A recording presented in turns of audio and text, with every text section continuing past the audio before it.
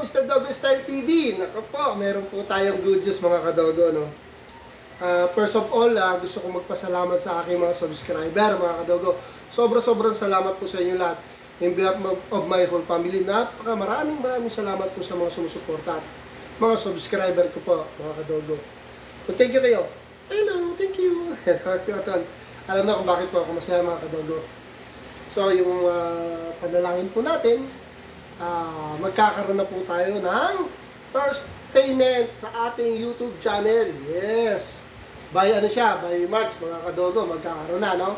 Sana nga, kahit pa paano, maliit, malaki, sobrang salamat kasi talaga naman sa atin talaga yan. Dahil sa vlog natin, sa mga suporta po ninyo lahat.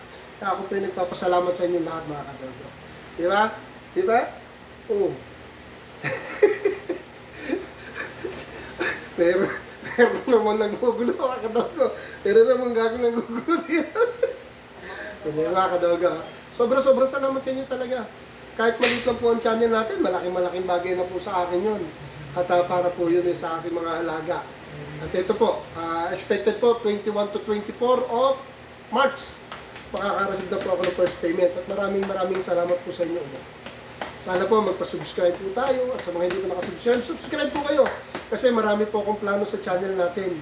At I know, i-aadya rin agad yun, nalalaki tayo para makatulong din tayo sa iba, especially dun sa mga aking mga kaibigang merong mga shelter. Talagang gustong-gusto kong tulungan yan. Sa ngayon, wala kasi tayong capability para tumulong mga kadogo eh.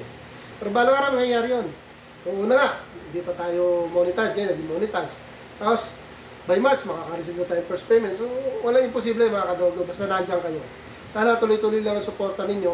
Para ba ng araw, marami po tayong matulungan. At mapasaya ang tao. At mapasaya ang mga hayop na kagaya na ito mga tao. Diba? So, dito na lang mga kadogo ha. Thank you, pero kayo nalugi. Thank you, subscribe kayo. Salamat sa inyo mga kadogo. Thanks for watching.